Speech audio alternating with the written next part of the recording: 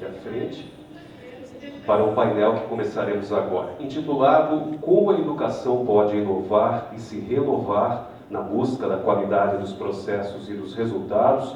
Teremos a apresentação de possibilidades inovadoras implementadas. Convidamos então para vir à frente os seguintes profissionais.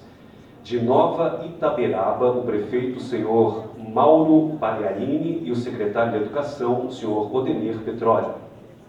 Por favor.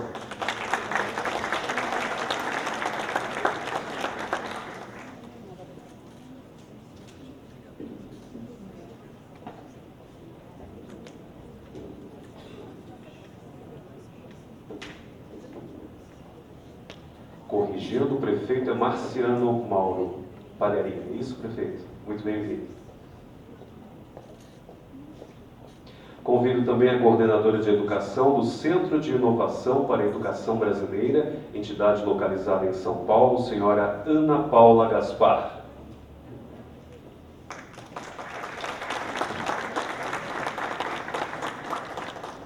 Convido ainda a secretária municipal de Educação de Mogi das Cruzes, senhora Juliana de Paula Guedes de Mello, por favor.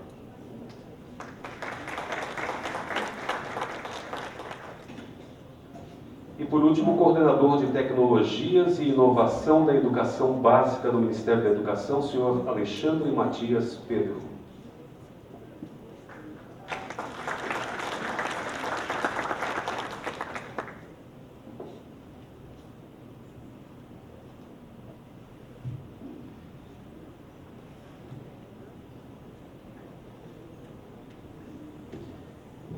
Eu deixo a palavra com o nosso mediador, por gentileza.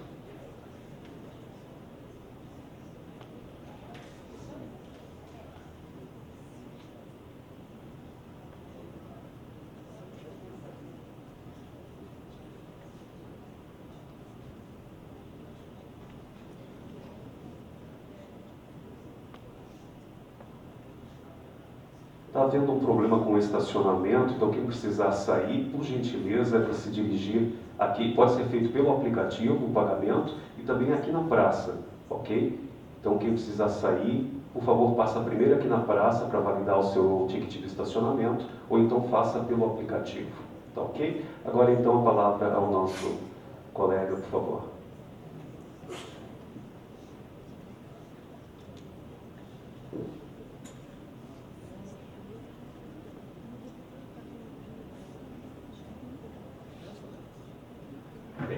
A plenária técnica segunda, na manhã de hoje nós tivemos uma, continua sobre o assunto políticas de inovação na educação em curso. Então, para aprofundar os debates sobre a necessidade e as possibilidades de qualificação dos processos de gestão das políticas educacionais, conheceremos experiências, ferramentas e olhares de 4 instituições que atuam para inovar conceitos, processos e produtos visando a melhoria da educação pública. Mais uma vez, lembramos que no final da exposição dos debatedores das plenárias, poderemos fazer algumas perguntas. Pedimos então que façam por escrito e entreguem aos apoiadores do cerimonial.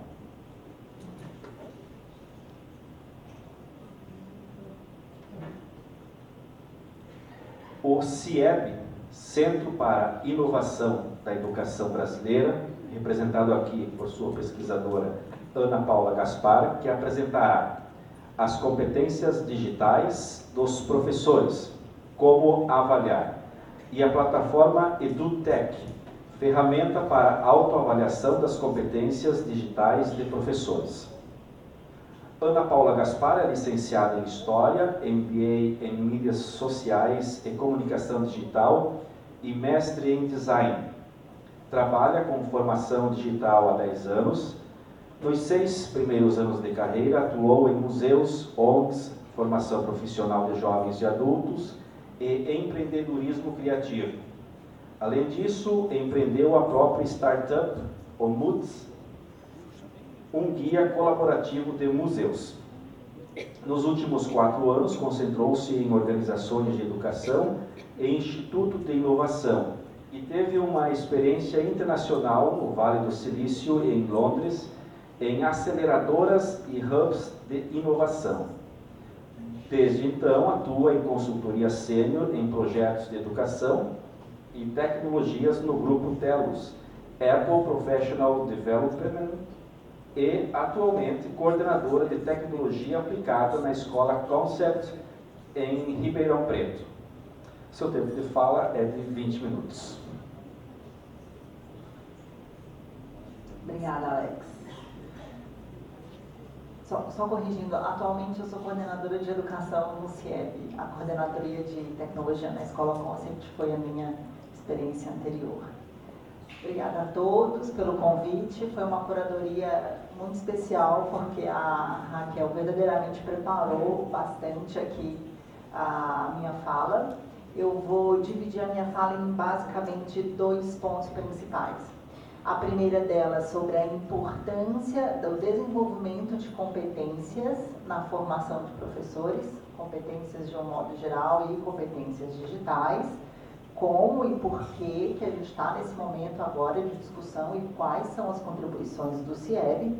E em seguida eu vou mostrar para vocês uma ferramenta de autoavaliação e desenvolvimento de competências, tá? Pois bem.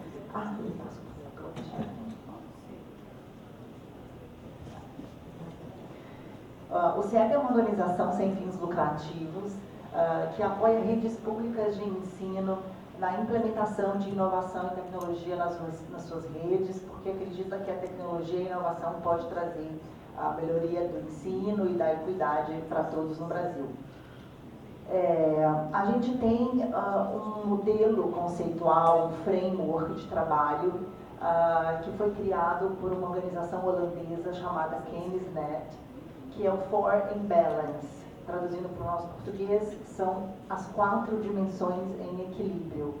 4 dimensões na implementação de inovação e tecnologia numa rede de ensino. Ela é dividida em elementos humanos e elementos técnicos.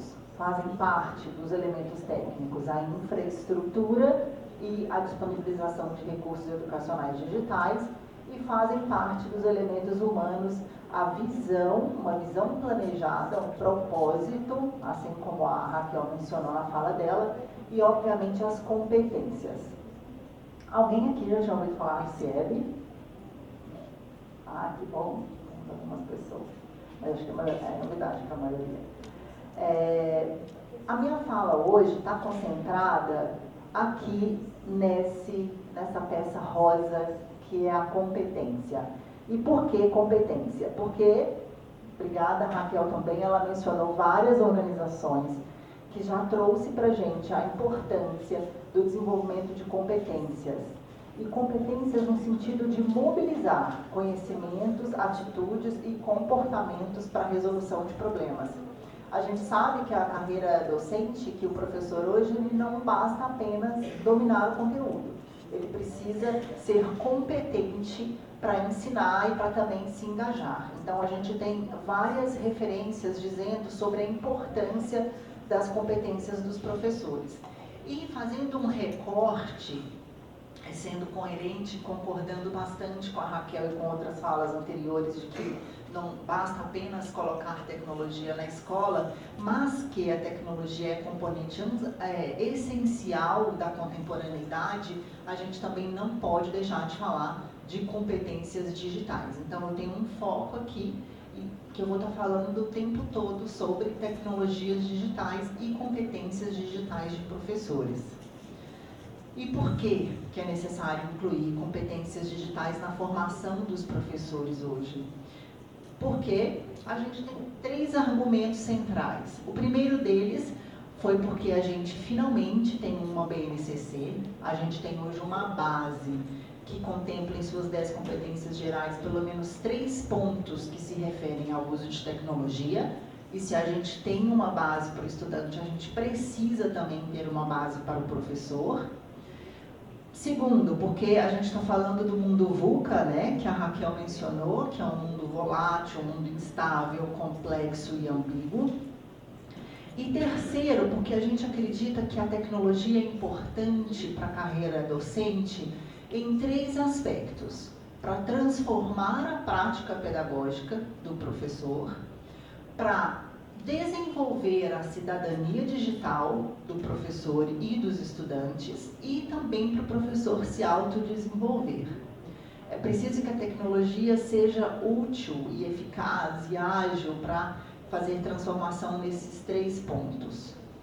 Aqui estão as 3 competências gerais da base que mencionam a importância das tecnologias digitais, da cultura digital e que de alguma forma transversalizam o papel da tecnologia na BNCC. A competência geral número 5 claramente é a que traz mais ênfase na importância da tecnologia para a vida dos estudantes. E ela menciona a importância de criar, produzir, resolver e exercer papel protagonista com o uso de tecnologia. O CIEB, na época de todas as conversas, diálogos e debates da base, fez uma série de contribuições. Ainda bem que a gente tem um modelo bem democrático de formalização de políticas públicas no Brasil. Eu quero também celebrar aqui, junto com a Raquel, que foi publicada ontem a minuta das diretrizes curriculares nacionais pelo MEC e pelo CNE. Ela está em aberto, então todos nós, como cidadãos, profissionais, e como organizações e instituições também, aqui nesse momento eu venho representar a minha, podemos fazer contribuições de acordo com a nossa visão, de acordo com aquilo que a gente acredita que é relevante. Então, o CIEB, como instituição, né, da vida pública e política, de políticas públicas da educação, fez isso em 2017. Sempre que a gente faz alguma intervenção, a gente faz essas intervenções baseadas no benchmark nacional e internacional, no estado da arte, da ciência, das evidências que a gente tem para fazer a defesa, né, de algum ponto, e a gente torna isso público, porque parte da política pública e da vida pública é também disseminar conhecimento. Então, todas essas contribuições que a gente fez à época da BNCC estão públicas nesses documentos que vocês têm aqui. No final, eu também vou deixar um e-mail para contato, para quem quiser receber as referências, tá bom? Pois bem, é importante, agora que temos uma base nacional comum curricular para estudantes, agora a gente precisa entender como que a gente faz formação de professor, como que a gente forma um professor para esta base nacional comum curricular. E aí, como eu disse, a gente foi fazer também estudos fora do país e a gente entendeu como que alguns países estão lidando com o tema de competências digitais de professores, como que outros países estão formando professores para o uso de tecnologia digital. Então, a gente estudou um pouco do modelo chileno, que a Raquel trouxe aqui para a gente, do modelo americano, que é o IST, que é uma organização que trabalha em defesa da implementação de competências digitais no currículo norte-americano, e a gente estudou bastante também a Austrália, que é um país que inclusive pautou bastante a proposta das diretrizes curriculares nacionais que foram divulgadas ontem. Todos esses países, eles têm uma coisa em comum e que é o tópico dessa primeira parte da minha apresentação.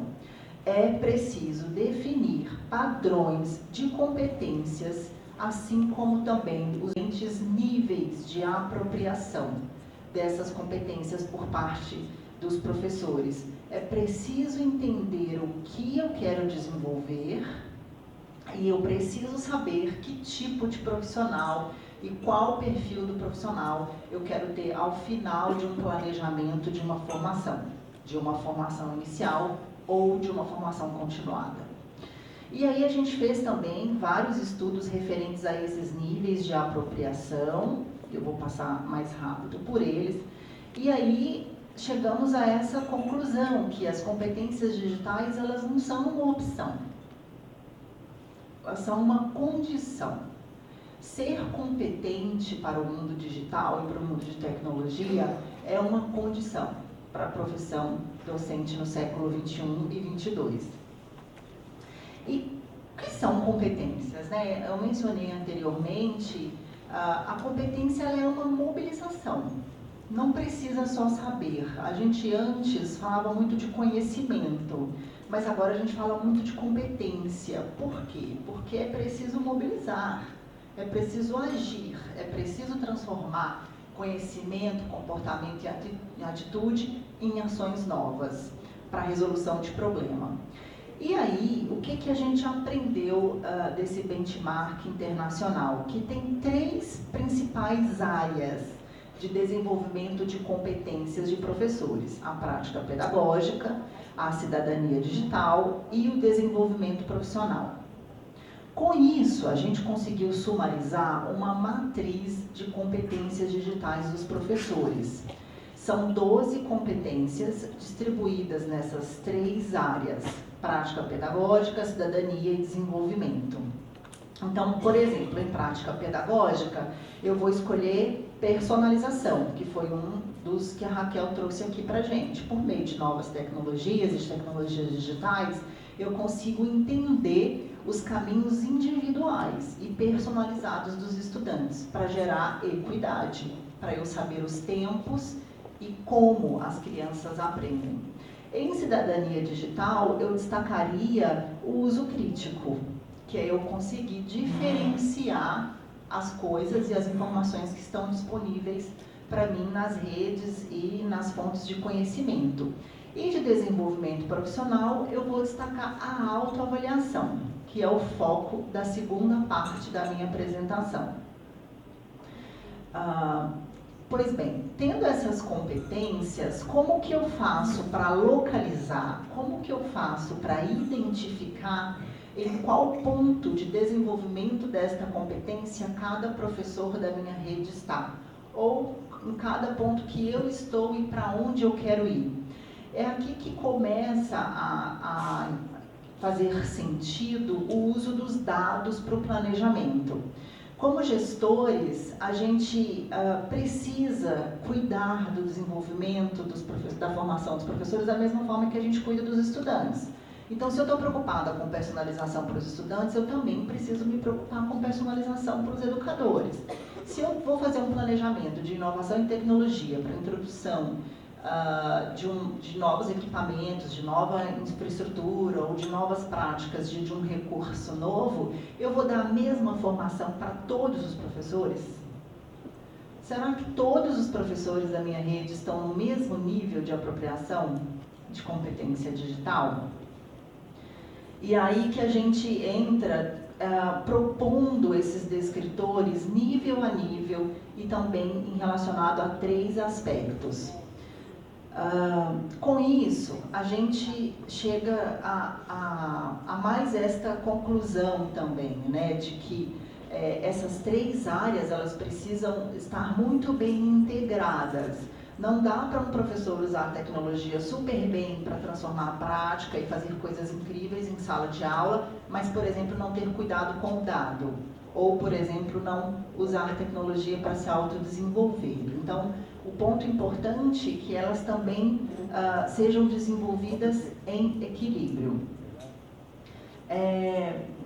Dito isso, a gente pensa, ok, agora eu tenho uma matriz, eu tenho descritores.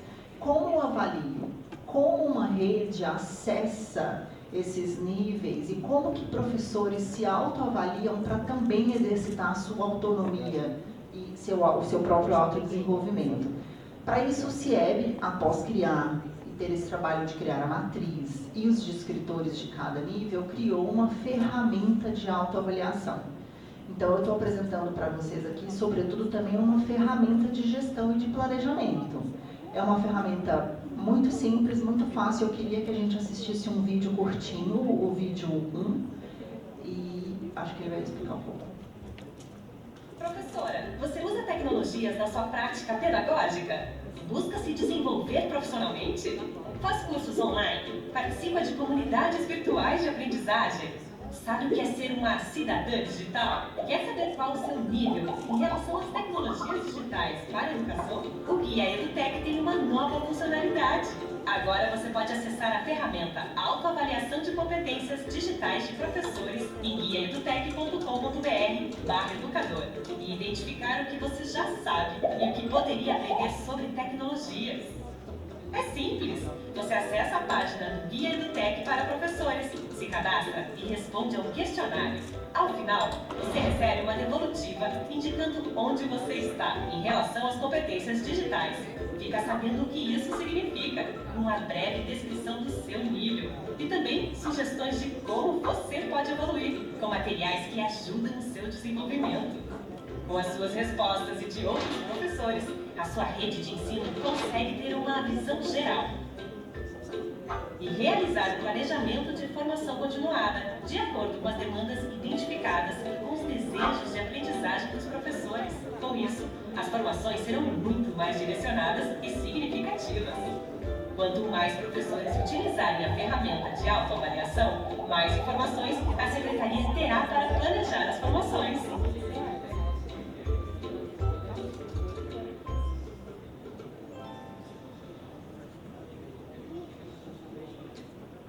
Bom, a gente já tem mais de 20 mil professores que responderam à autoavaliação no Brasil, em todo o Brasil, distribuído entre todas as regiões. E como funciona? Primeiro, o gestor faz um cadastro e acessa. Em seguida, ele disponibiliza o questionário da autoavaliação para a rede. A ferramenta oferece, inclusive, materiais de divulgação, flyers, peças para redes sociais, cartazes para divulgar na escola, modelo de e-mail, templates de comunicação para vocês dispararem para os professores. Os professores fazem a autoavaliação, preenchem, é um questionário autodeclarado, o professor tem a opção de responder anonimamente se ele não quiser se identificar. E aí o professor recebe uma devolutiva com várias possibilidades de autodesenvolvimento e vocês, gestores, têm dados muito preciosos para pensar na personalização e no planejamento de formação de competências digitais para os professores. Finalmente, vocês têm uma ferramenta poderosa para o acompanhamento da evolução, porque vocês podem determinar na ferramenta qual que é a janela de intervalo que vocês querem. Então, eu vou implementar um plano de inovação e tecnologia agora. Eu faço o retrato do meu T0, do meu dia zero, e daqui a 1 ano, 2 anos, ou no fim da minha gestão, eu vou aplicar de novo para entender que tanto que a minha rede evoluiu. Esse é basicamente o funcionamento. Então, são 23 perguntas que avaliam as 3 áreas e as 12 competências distribuídas nas 3 áreas. Cada competência tem 5 níveis de apropriação e, para ambas as partes, professores e redes, é possível entender onde está um diagnóstico, o que isso significa e para onde vocês querem ir. Eu quero mostrar para vocês um vídeo da técnica, o vídeo 2, da Carmen Prata, que é a técnica de tecnologia e inovação da Secretaria Estadual do Espírito Santo, que aplicou a ferramenta na rede dela, e eu acho que nada melhor do que aprender com os pares que já utilizaram o recurso. Por favor.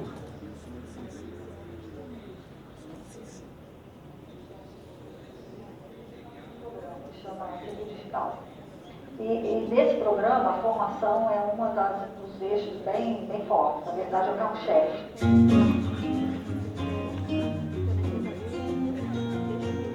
E nas formações que a gente já desenvolve com os professores, a gente tem identificado o quanto a escola tem desenvolvido a sua competência tecnológica. Mas ainda é muito difícil para nós observar o quanto cada professor da escola tem avançado. Então, essa personalização da formação, ela ainda, existe uma lacuna ainda, né, que precisa ser implementada. Quando o CIEP nos apresentou a ferramenta de autoavaliação, nós entendemos que ela iria enriquecer muito. Na verdade, ela ia nos dar as respostas que hoje nós não temos, que é exatamente não o nível mais de apropriação da escola, como o guia do TEC, já nos dá esses dados, mas com cada professor, em que nível de apropriação tecnológica cada professor hoje se encontra. Como nós implementamos essa ferramenta? Nós temos hoje diversas comunidades que nós usamos para a formação dos professores também. E quem participa das comunidades? Professores multiplicadores. Então, nós identificamos nas escolas quem eram os professores que já usavam tecnologia ou que não usavam, mas que gostariam de aprender. Então, nós pedimos, né, a partir desde tem uma semana, mais ou menos, que nós pedimos que esses professores fizessem a autoavaliação. Então, primeiro, um grupo de 1000 professores irão fazer a autoavaliação.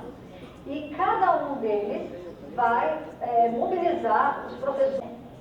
Por outro lado, a Secretaria vai poder mapear, por exemplo, as escolas que têm um conjunto maior de professores que estão no nível mais avançado de apropriação. E pode propor formações diferentes para esses professores, ou projetos diferentes para eles, desafios, vamos pensar assim, desafios educacionais, que eu acho que a formação tem que estar ligada a esses desafios. Por outro lado, nós também vamos poder identificar um grupo de escolas que precisam de um nível diferente de formação e de acompanhamento, assessoramento, outros tipos de materiais, outros tipos de plataformas, um conjunto de ações que permitem os professores que estão no nível introdutório, nível de identificação ainda, que seja tecnologia, ou quase de alfabetização digital mesmo. O mais importante para a secretaria é o professor se sentir contemplado. Então, eu acho que é isso. Primeiro, a importância do professor. E segundo, a secretaria finalmente ter meios, ter dados que as ajudem a prever formações que tenham mais sentido para o professor.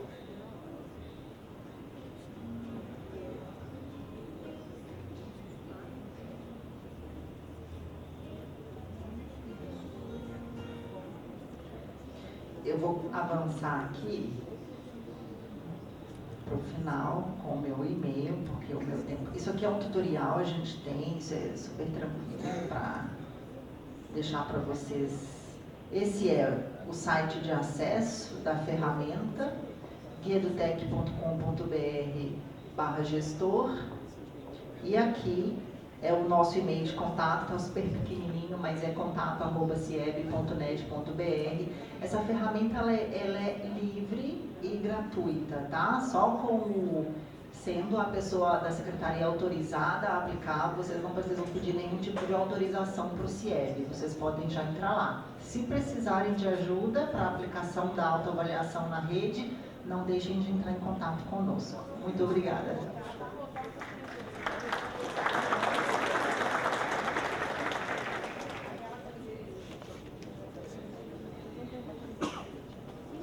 Obrigado, Ana. Continue conosco, porque vocês podem elaborar depois as perguntas para todos aqui do palanque. Seguiremos agora com a Secretaria Municipal de Nova Itabiraba, que será representada pelo prefeito da cidade, apoiado pelo secretário municipal de Educação, professor Odenir Petroli, e eles apresentarão a experiência. Escola do Campo Bela Vista em tempo integral, uma experiência inovadora. Marciano Mauro Pagliarini é professor especialista em ciências exatas, matemática, graduado pelas Faculdades Integradas Católicas do Paraná. Foi professor e diretor de escola da Rede Pública do Estado de Santa Catarina. Lecionou no Senai de Chapecó por 12 anos. É professor de cálculo e álgebra no ensino superior do Senai.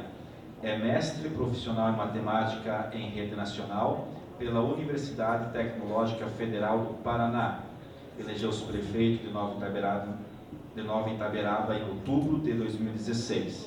Em 2017, foi eleito presidente do CISAMOSC, Consórcio de Saúde da AMOSC, é a Associação dos Municípios do Oeste Catarinense, com sede em Chapecó.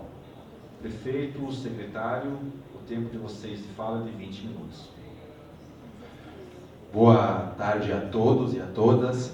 Permitam-me que fique de pé. Me sinto melhor assim porque posso ver todos. Quero aqui cumprimentar indistintamente todo mundo, mas em especial ao secretário Denir, ao Ayrton e à Juliana, que são os diretores que cuidam mais propriamente da nossa escola. Também lembrar que para que a escola nossa pudesse se tornar uma realidade, que julgo eu com muito êxito, foi preciso parceria da Universidade Federal da Fronteira Sul, a UFFS, com a presença constante na escola do professor William. Foi necessário o apoio da Locenir, representando a AMOSC, a nossa associação, que hoje ela é composta por 20 municípios, e também da Gilmar, enquanto FECAN, que também acabou apoiando a nossa equipe técnica.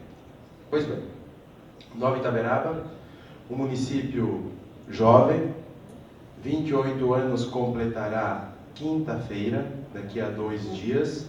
Estão lá comemorando todo dia, né? Está mais próximo do aniversário.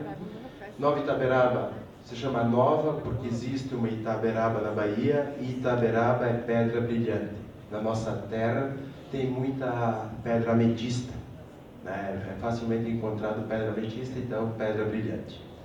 Meu município tem uma extensão territorial de 137 quilômetros quadrados, com uma população tida pelo IBGE com 4.333 habitantes. Eu atendo no posto de saúde 4.650. Eu acho que esse número é mais exato. Dessa população, 3.000 habitantes, em torno disso pelo menos, estão no meio rural. A economia do meu município é baseada em 72% na origem agrícola. Produção de frango, leite, suínos. A questão do agronegócio prevalece bastante no meu município. Quando iniciamos o mandato,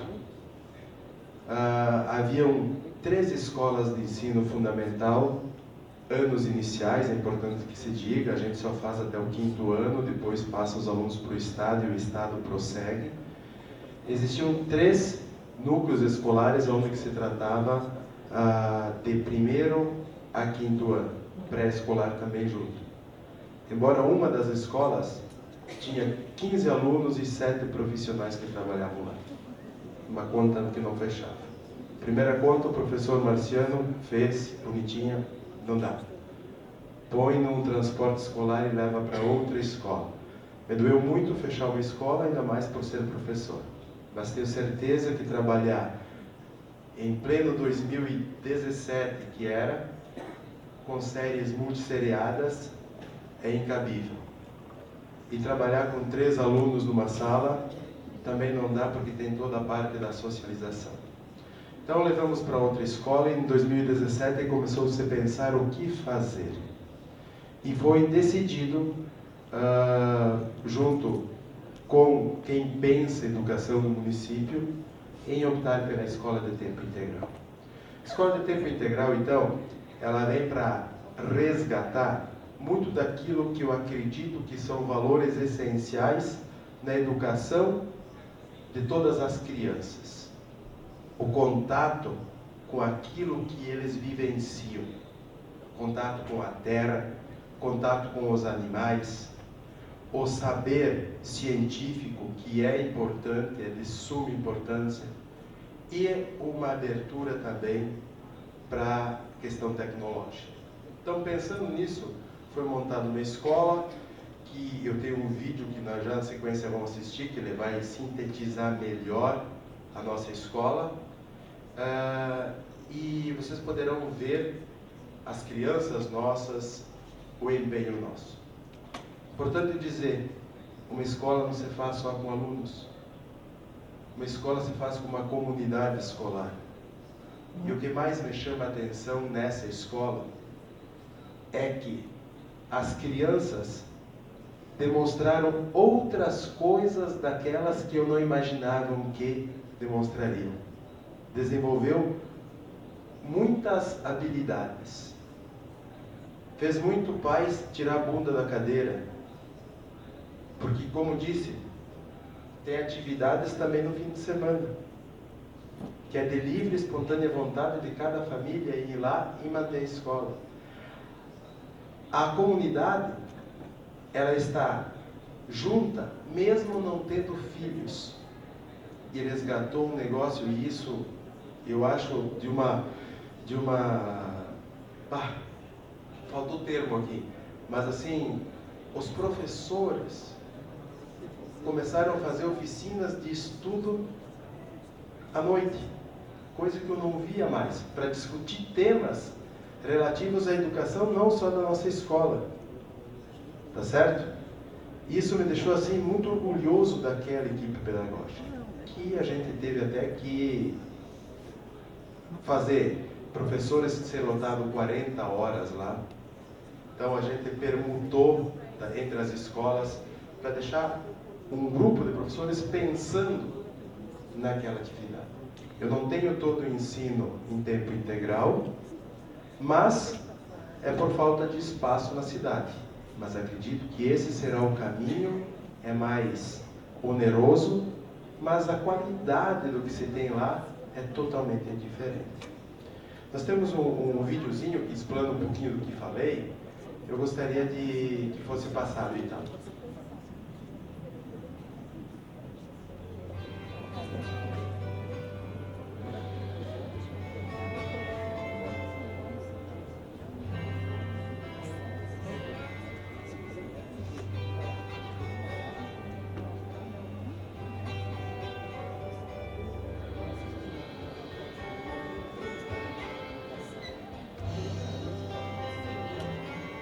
A Escola do Campo em Tempo Integral Bela Vista tem por objetivo promover uma educação do campo em tempo integral voltada ao desenvolvimento humano global, visando contribuir na formação de um cidadão autônomo, reflexivo, crítico, inclusivo, criativo, com vistas à construção de uma sociedade mais igualitária, economicamente justa e ambientalmente sustentável.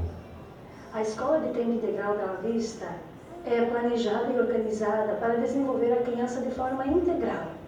Buscamos aqui, principalmente através da autonomia, desenvolver na criança que ela seja uma criança crítica, criativa e tenha iniciativa. Portanto, todas as nossas práticas valorizam tais capacidades. Desde que chegam, procuramos, através das relações, despertar na criança não só o seu desenvolvimento intelectual, mas principalmente o seu desenvolvimento humano. Então, através de nossas práticas, valorizamos os valores do campo, os valores da comunidade. Aqui, as crianças têm a oportunidade de darem sua opinião, de dialogarem, de problematizarem. E por a escola estar no campo, ela tem a possibilidade de ter perto de si vários laboratórios, principalmente do meio ambiente, ao qual acreditamos ser este o fundamental para o desenvolvimento do ser humano, principalmente nas suas sensibilidades. Aqui elas servem o seu prato, elas arrumam o seu colchonete, elas organizam a sua sala, são elas que cuidam da nossa horta, são elas que cuidam do nosso jardim, percebendo e valorizando cada beleza, cada inseto que senta nesta flor. São elas que cuidam dos animais, logo, são elas que cuidam da escola e fazem que o ambiente da escola se torne parecido com o do lar, afetuoso, carinhoso, mas logo de muitas aprendizagens.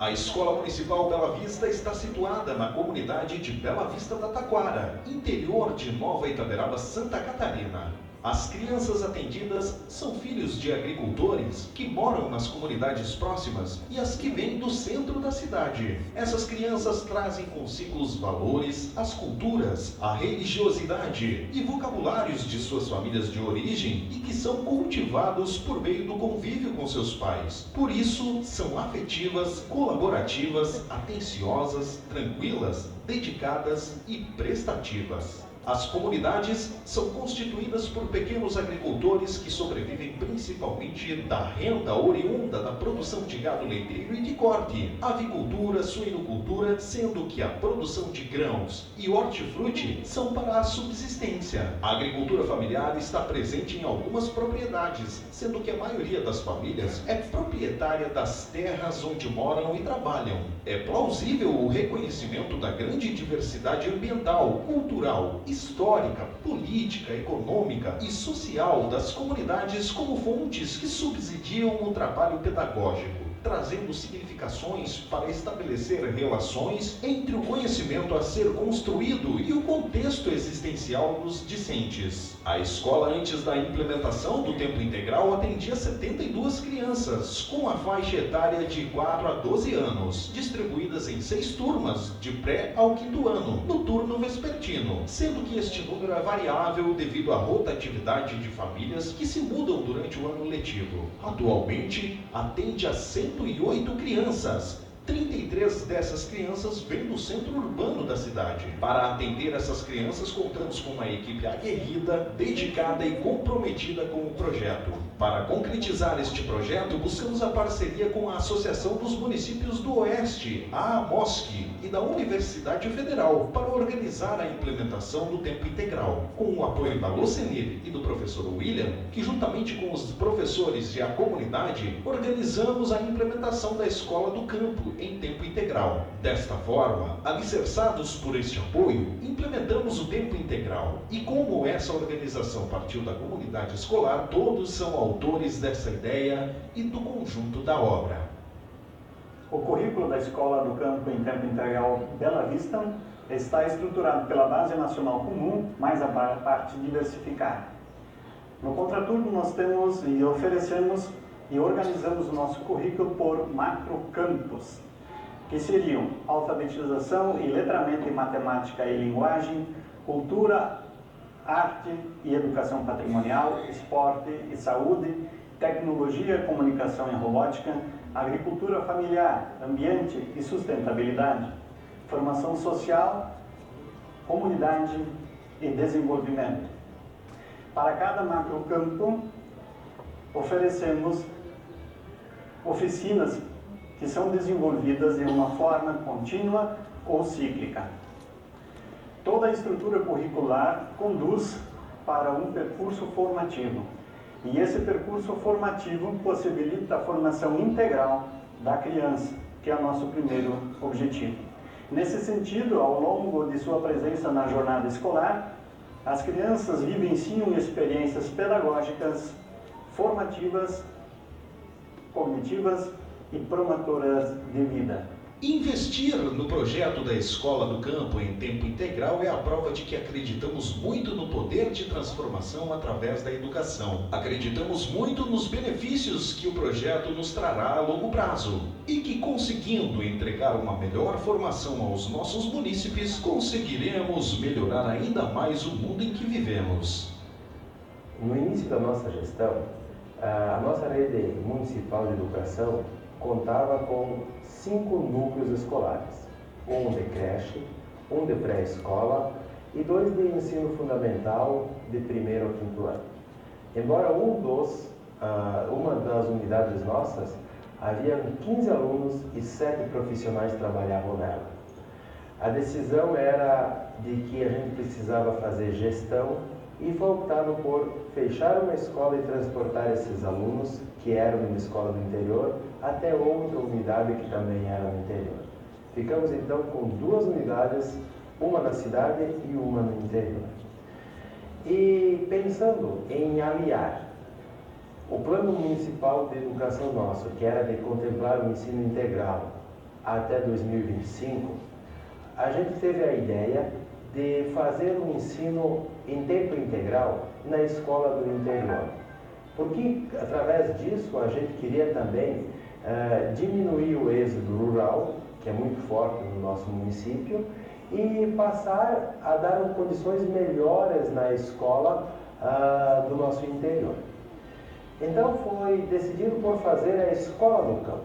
Foi buscado parcerias com universidades da região. A Universidade Federal é uma força muito grande hoje na escola, e foi implantada, então, a Escola do Campo de tempo integral, onde os alunos chegam na escola às 8 horas da manhã e saem às 4 horas, fazendo refeições, fazendo as atividades, tendo as disciplinas do núcleo comum e também no contraturno fazendo oficinas. Oficinas essas, muitas vezes, bancadas pela Secretaria de Cultura do nosso município, outras pela Secretaria de Educação, aproveitando os professores que nós temos na rede, enfim, utilizando de tudo aquilo que a gente tem, organizando e fazendo. Temos alguns problemas ainda, certamente, e sempre vamos ter, mas acredito que teve um avanço muito grande desde o início do nosso projeto até então. Estamos finalizando aqui o 1º ano de ensino de tempo integral, com resultados magníficos. Eu, como sou professor, embora seja professor das séries finais e do ensino superior, eu acredito muito na educação de tempo integral. e pude ver que os objetivos que a gente tinha foram quase todos alcançados. Por quê? Diminuímos o êxodo rural. As crianças do interior deixaram de querer vir para a cidade e até invertemos esse fluxo, porque da cidade hoje eu estou tendo que transportar 32 crianças para o interior para estudar naquela escola de tempo integral. Tivemos um ganho pedagógico muito grande e a prova disso é agora, nesses últimos dias, findou-se um concurso literário, aonde que todas as crianças, tanto da cidade quanto do interior, ou seja, da escola do campo, tiveram oportunidades iguais de fazer trabalhos na parte literária. Os avaliadores foram de outros municípios, nem foram do nosso município, não sabiam de que crianças se tratava. E de 11 categorias, 8 categorias, 8 são daquela escola. Negócio bem importante, bem significativo para mim, que apostei nessa modalidade e que por muitas vezes até fui criticado, e com críticas pesadas, mas tenho certeza que o caminho é pela educação ali, a educação de tempo integral. Também, nessas oficinas, é importante salientar que eu vejo que o mundo está cada vez mais tecnológico. Ele está com uma tendência mais voltada à tecnologia de ponta, daqui a pouco o surgimento das startups. E eu pedi para que fosse enquadrado nestas oficinas a questão da aula de robótica. Começando com as pequeninhas lá, então começando com atividade de Lego, né? Fazendo pequenas programações, e tenho certeza que vamos formar ali crianças com um futuro bem promissor para um novo mundo que está sempre à frente do nosso tempo, né? Então acredito que nós vamos estar formando crianças com um futuro muito mais promissor que as que eram formadas anteriormente. A ideia deu tão certo que penso, quando eu não ter mais limitação de espaço físico da escola da cidade, é de trazer a educação em tempo integral para a cidade. Mas isso não depende só de mim, depende muito de recursos financeiros que estão ainda um pouquinho longe de ser atingido pela administração. Também é importante dizer assim, que os custos para manter isso não são tão baixos, mas valem a pena. A gente teve que bancar com recursos próprios ampliação de escola, reformas de espaços da escola, aquisição de muitos bens para que isso pudesse acontecer. Mas tenho que dizer que uma escola como a nossa, ela pode servir de exemplo, pois acredito que ali tem a parceria não só de pais e alunos, tem a parceria de toda a comunidade, mesmo não tendo crianças na escola, porque naquela escola tem o sentimento de pertença de todos os envolvidos nas redondezas dela. E tenho certeza absoluta que é uma escola que funciona, que deu certo e que vai melhorar muito com o passar dos anos.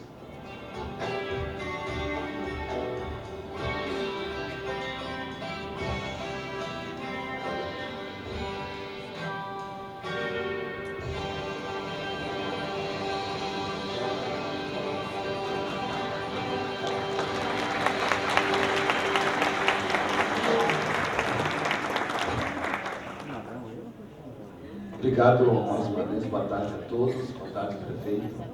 Nosso tempo está esgotado, mas eu peço mais 2 minutos, se é possível, para dizer que se esse projeto está dando certo e já trouxe muitos resultados positivos, é graças ao trabalho da equipe, liderada pela Juliana, que é a nossa coordenadora da escola, e o grupo de professores que ela comanda lá, juntamente com a comunidade. Nós, da administração, damos apenas as condições para que eles possam fazer as coisas. Mas quem faz acontecer realmente a educação é esse grupo que se empenha no dia a dia para que aconteça. Então, eu não posso deixar de registrar a coragem do prefeito quando levamos para ele a ideia em logo acatar e dizer podem fazer. Os investimentos feitos, como ele falou, foram altos, mas vale a pena. E serão ainda, neste ano, se possível, mais 100 mil reais que vamos colocar lá. Então, falar em educação não é gastar dinheiro, é investir no futuro. E se nós quisermos uma sociedade futura melhor, precisamos começar hoje com aqueles que são o futuro, que são nossas crianças. E também preciso destacar bastante aqui a presença constante da nossa assessora de educação da AMOSC, a Lozenir, que está aqui hoje também. Mais ainda o trabalho do professor William, como falou o prefeito da Federal, que nos deram o suporte, junto com o nosso orientador, Ayrton, que está aqui também, que veio para este seminário. O trabalho da equipe conjunta, com parcerias, deu esse resultado, esse aporte. Então, queríamos agradecer a Gilmara por esse espaço, a Lozenir, que também colaborou para isso, e mais uma vez dizer que a educação integral vai ser, de aqui por diante, uma tendência. E nós aqui no Estado estamos fazendo tendência e é por aí que nós vamos melhorar ainda mais os níveis da educação de Santa Catarina, especialmente o nível das crianças do nosso município. Eu, como secretário, costumo dizer que a educação se faz com muitas mãos. E é assim que nós fazemos em Nova Itaberaba. Muito obrigado.